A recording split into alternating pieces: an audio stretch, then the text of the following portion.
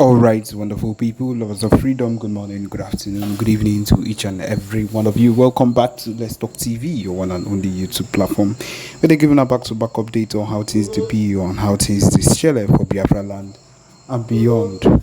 If you're joining us for the first time, remember to subscribe and turn on your notifications too. Also, remember to like and share this broadcast as it is hot. All right, the latest one with the boss brings at the moment. Yes, Enugu community has lamented on the destruction of crops farms by Fulani headsmen.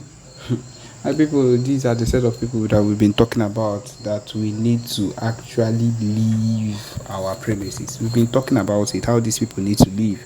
But of course, anytime we say it, it's as if that we are not being accommodating, but we know that these people are just evil. Everything about them just screams evil. That is what it is, and that's the truth of the matter. Now, these are the details of this news. The man, okay, he said that the man narrowly escaped as seen in videos by a witness Amechu Ugoji shared on his Twitter handle.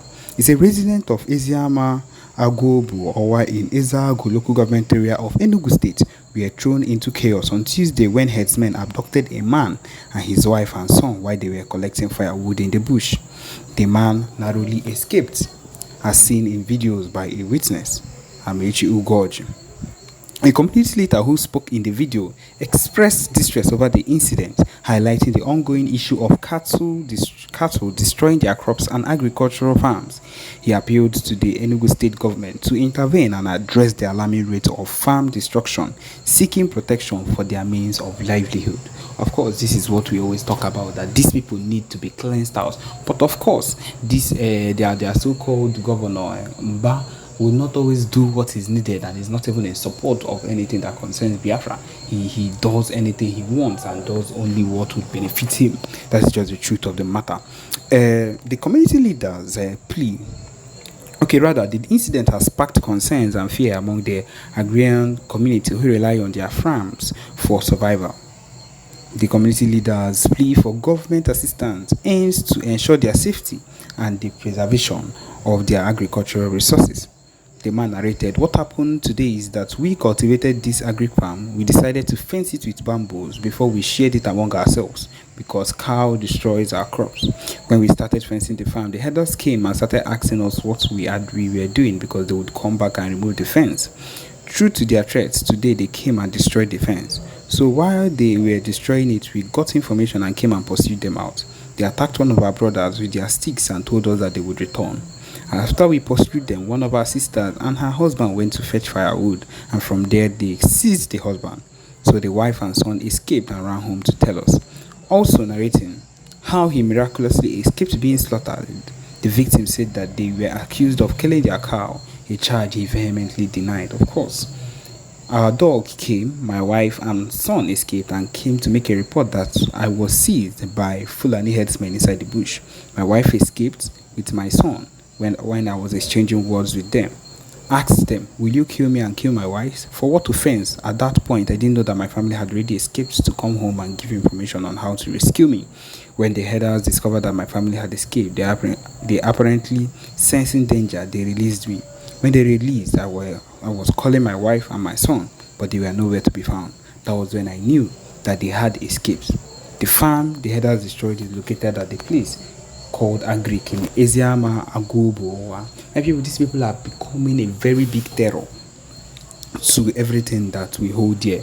And if we do not take things seriously at this point, it's going to enter another thing and we are going to suffer for it in the nearest future.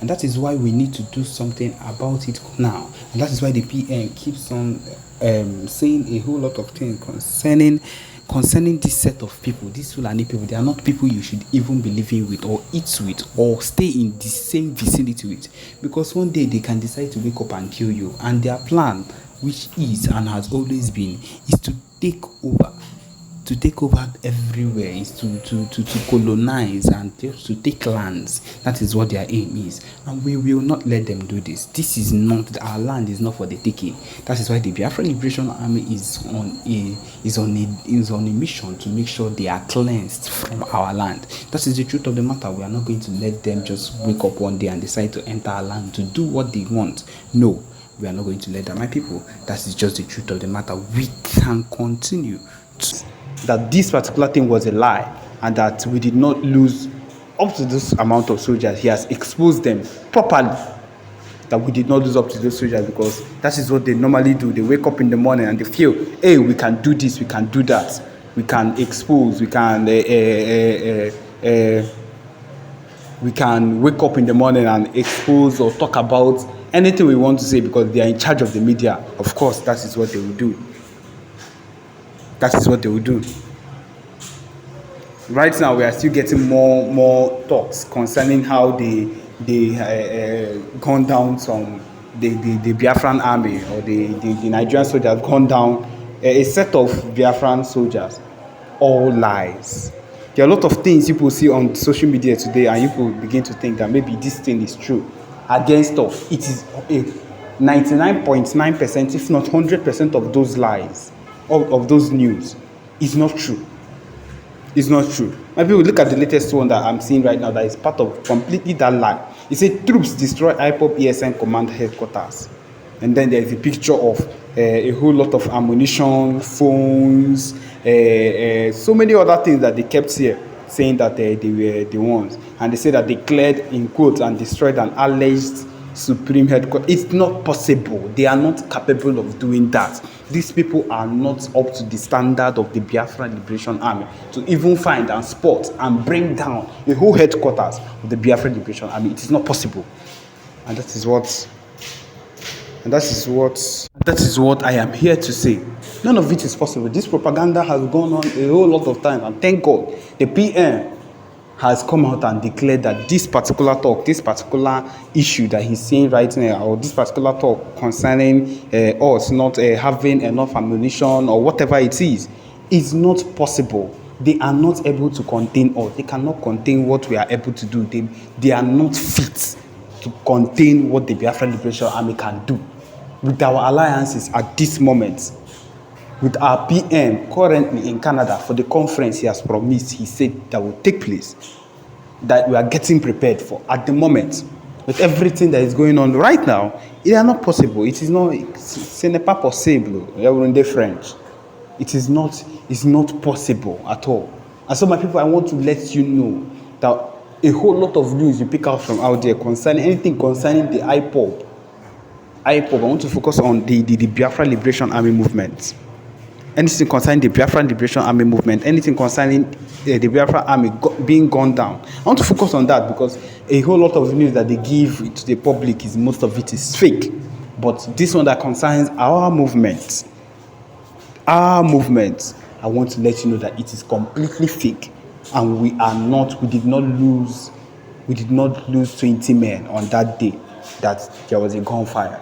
There was a gun battle, rather. We did not lose that amount, and that will always be steadfast. That's the main thing. The Biafra Liberation Army are always ready.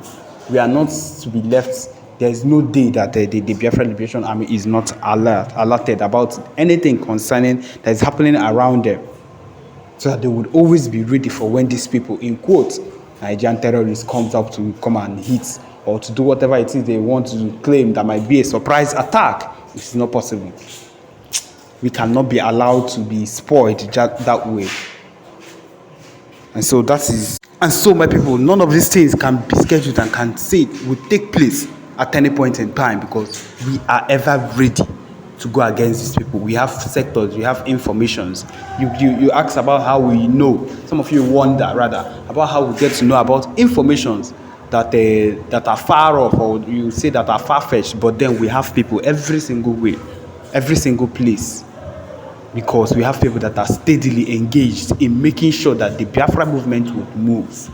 That there is always a move and a step would make every single day. There are people, a lot of people.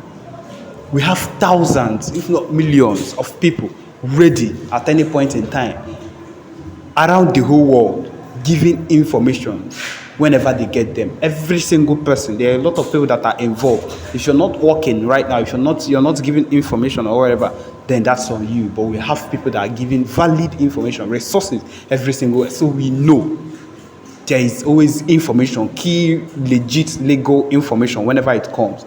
And that is how we know the things that are going on in wherever we are, that concerns the IPOB movement, that concerns the Biafra movement, that concerns this movement, that would see to our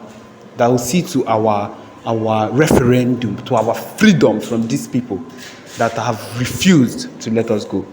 So yes, my people, this is where we've come to the end of this particular broadcast. Thank you for joining us. Remember to subscribe and turn on your notifications soon. Thank you.